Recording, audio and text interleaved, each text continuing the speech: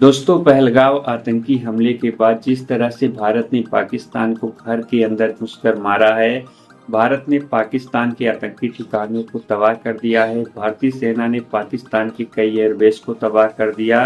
उसके साथ साथ भारत ने पाकिस्तान के अंदर 2 अंडरग्राउंड न्यूक्लियर बेस को भी तबाह कर दिया है।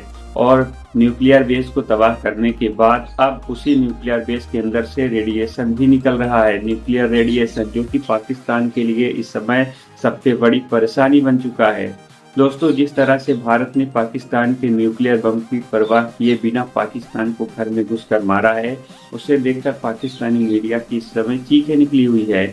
अब्दुल बासित रो रहा है और बोल रहा है कि अब भारत ने पाकिस्तान के न्यूक्लियर बम से डरना छोड़ दिया है। दोस्तों, आपको पता ही है कि पाकिस्तान भारत और दुनिया को न्यूक्लियर बम की धमकी दे देकर भारत के अंदर आतंकवादी हमले करवाता था, लेकिन भारत ने अब वह काबिलियत हासिल कर ली है, वह कैपेबिलिटी हासिल कर ली है कि भारत को अब पाकिस्तान के न्यूक्लियर बम की परवाह नहीं है। अगर पाकिस्तान भारत के ऊपर न्यूक्लियर बम छोड़ने की कोशिश करेगा, उससे पहले ही भारत उसे डिटेक्ट कर लेगा और पाकिस्तान का नामो निशान मिटा देगा। दोस्तों, आपको पता ही है कि भारत की मिसाइलें किस तरह से पाकिस्तान के एयरबेस को तबाह कर दी थी और पाकिस्तान का कोई भी एयर डिफेंस सिस्टम उसे रोक नहीं पाया था। तो आप भारत की काबिलियत को समझ सकते हो कि भारत पाकिस्तान को जहां चाहे वहां मार सकता है, पाकिस्तान के न्यूक्लियर बम को तबाह कर सकता है, पाकिस्तान कुछ भी नहीं कर पाए। दोस्तों, मेरा ख्याल था कि शायद डीजी एयर ऑपरेशन से ही कोई गलती हो गई, कोई स्लिप ऑफ टंग हो गई, लेकिन कल तो मोदी साहब ने भी वही बात कर दी जो डीजी साहब ने की कि जी हमने तो पाकिस्तान में दहशतगर्दों के ठिकानों को हमला किया, दहशतगर्दों को मारा। भारत की हुकूमत ने एक पेपर जारी किया है जिसमें उन्होंने कहा है कि जो राइज ऑफ आत्मनिर्भर इनोवेशन है, ये इंडिया की नेशनल सिक्योरिटी को बड़ा इसने स्ट्रेंथन किया है और ऑपरेशन सिंदूर के अंदर हमने इसका इस्तेमाल किया। और उन्होंने ये कहा कि जो इंडिया की जो ग्रोइंग टेक्नोलॉजिकल सेल्फ रिलायंस है, ये ऑपरेशन सिंदूर के अंदर दैट वाज देयर। का नाम लिया नरेंद्र मोदी ने और जो बहुत सारी बातें की, उनमें पाकिस्तान को धमकाया, बार बार नाम लिया, दहशतगर्दों का जिक्र किया, फिर ये कहा जी हमने बड़े अच्छे निशाने लगाए हैं, भारतीय हथियार जो हैं उनकी बड़ी मांग बढ़ जाएगी, हमारे हथियारों ने कमाल काम किया, हमारी सेना ने, फौज ने कमाल काम किया। तो मोदी ने बहुत सारी ऐसी चीजें कही और हमारे स्क्वाड्रन लीडर समेत बाकी फौजियों को भी शहीद किया। क्या जवाब दिया हमने बुज़दिली दिखाई है। दूसरी बात यह है कि आपने कहा कि जब न्यूक्लियर वेपन्स कुछ नहीं, उसका कोई अब हमें खतरा नहीं है, ये जो ब्लफ है पाकिस्तान करता रहता है ये वैसे ही है। ये भी आपने बड़ी इररिस्पॉन्सिबल स्टेटमेंट दी है। दुनिया भर जानती है कि न्यूक्लियर वेपन इस्तेमाल करने का म्यूचुअल एनाइलेशन ही होती है और ये जो शॉर्ट म्यूचुअल डिस्ट्रक्शन है, ये बिल्कुल अपनी जगह एक वाज़ेह हकीकत है। अमेरिका ने तो जापान पे उस वक्त हमला किया सेकेंड वर्ल्ड वॉर में, क्योंकि जापान जो था वो न्यूक्लियर वेपन स्टेट नहीं था। लेकिन पाकिस्तान को आप जानते हैं बड़े अच्छे तरीके से कि पाकिस्तान क्या कर सकता है।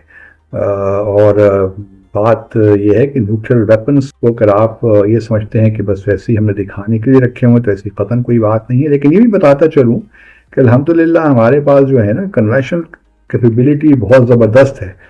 तो हमें यकीन है कि हम कन्वेंशनली भी आपका सही तौर मुकाबला कर सकते हैं। और बात तो वहाँ तक नहीं पहुँचेगी कि पाकिस्तान को न्यूक्लियर वेपन स्टेट करना, अपने जो वेपन जो है वो इस्तेमाल करने पड़ेंगे।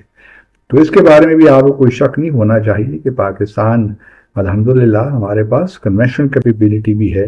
क्योंकि आपके पास तादाद में बहुत सी चीज़ें होंगी, लेकिन हमारे आर्म फोर्सेस के जो जवान हैं, जो हमारी क़यादत है, ज़बरदस्त है और ईमानी जज्बे से भरपूर है।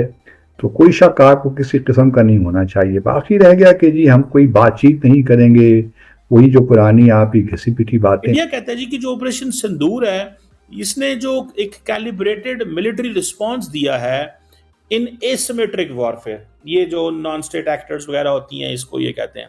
सो वो कहते हैं कि जितने भी अनआर्म्ड सिविलियंस हैं जो और जितने भी मिलिट्री लोग हैं उनको टारगेट किया जाता था, तो हमने बेसिकली एक जवाब दिया है, जिस जवाब की वजह से हमने लाइन ऑफ कंट्रोल और इंटरनेशनल बॉर्डर को भी नहीं क्रॉस किया। इंडियन फोर्सेस जो हैं वो भी नहीं गई वहां पे, लेकिन फिर भी हमने जवाब दे दिया। और दूसरा वो ये कह रहे हैं कि हमने हाई टेक सिस्टम्स इस्तेमाल किए हैं अपने नेशनल डिफेंस में, और दूसरा वो कहते हैं कि हमने जो इंडिजिनसली हाईटेक सिस्टम्स हैं उनको इंटीग्रेट किया है। This is what they are saying. या वो कहते हैं ड्रोन वॉरफेयर हो या इलेक्ट्रॉनिक वॉरफेयर हो, वो ये कहते हैं कि हमारा जो रिलायंस था वो इंडिया की ये जो जर्नी है मतलब भारत इसके ऊपर था, और वो ख़ास तौर पे अपनी जो एयर डिफेंस कैपेबिलिटीज़ है वो उसकी बात करते हैं। वो कहते हैं कि जो उनकी एयर डिफेंस कैपेबिलिटी है that is a first line of protection. लेकिन कई लोगों का ये भी कहना है कि टेक्नोलॉजी बिल्कुल इंडिया के पास है लेकिन दैट इज़ रशियन टेक्नोलॉजी।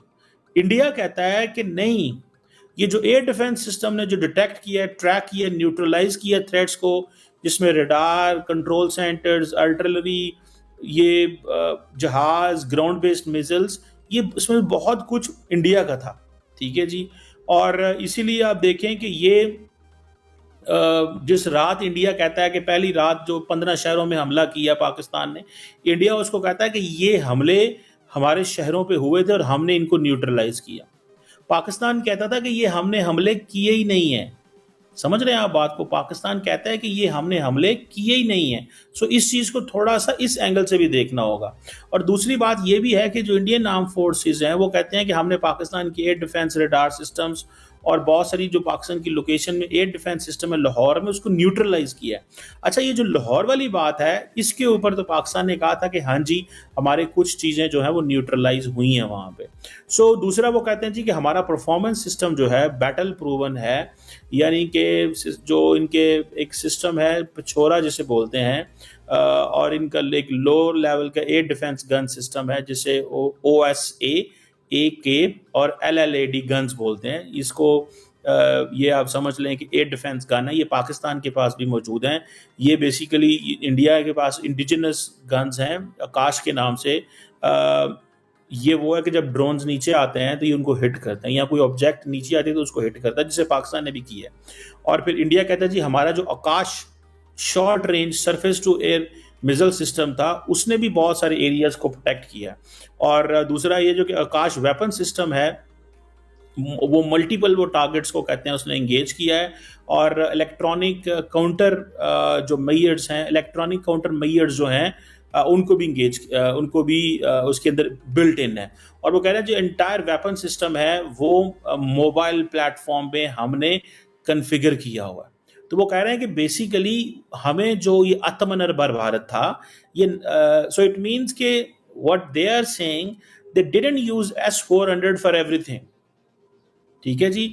उन्होंने अपना जो एयर डिफेंस सिस्टम है पाकिस्तान का भी न्यूट्रलाइज किया। वो कहते हैं हमने अपनी भी प्रोजेक्ट बचाई। ठीक है जी। सो ये जो आकाश जो short range surface to air missile है ये वो कहते हैं वल्नरेबल एरियाज को प्रोटेक्ट करता है। सो इट मीन्स कि सारी बात है इंडिया ने अपनी मल्टीपल जगहों पे इन प्रोडक्ट्स को, इन इक्विपमेंट को लगाया था। सो उनका सेंट्रल थीम ये है कि technological self reliance, rise of आत्मनिर्भर इनोवेशन, यानी कि इंडिया के अंदर डोमेस्टिक इनोवेशन हो रही है। So they also want to give an impression that we don't need S-400 और we don't need राफाल। हमें इन दोनों की कोई ज़रूरत नहीं पड़ी। ये इंडिया की गवर्नमेंट ने इसके ऊपर ये बात जो है वो की है कि भाई ये हमें this is what you must understand. So मैं आपको ये बता देता हूँ कि जो सुपरसोनिक मिसाइल्स होते हैं ना, उन्हें रोकने वाली अभी कोई टेक्नोलॉजी ऐसा सच है नहीं दुनिया में। जो दुनिया के फास्टेस्ट मिसाइल्स हैं वो भारत के पास भी है और पाकिस्तान के पास भी है। उन्हें रोकने के लिए कोई एयर डिफेंस सिस्टम इतने कारआमद है नहीं, वो अपने टारगेट पे जाकर गिर ही जाते हैं। दुनिया मिसाइल टेक्नोलॉजी में ज़्यादा आगे चली गई है और जो दिफाई टेक्नोलॉजी है, जो एयर डिफेंस का सिस्टम है, उसमें उतना आगे नहीं गई। लिहाजा भारत ये जानता है कि ये स्ट्रक्चर तबाह भी हो सकते हैं।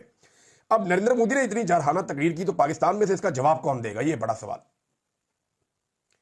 क्या वो खानदान जवाब देगा जिसको लाकर इक्तदार में बैठाया पाकिस्तान की एस्टेब्लिशमेंट ने? क्या नवाज शरीफ जवाब देगा जो मोदी का नाम नहीं ले सकता, आरएसएस का और भारत का नाम नहीं ले सकता?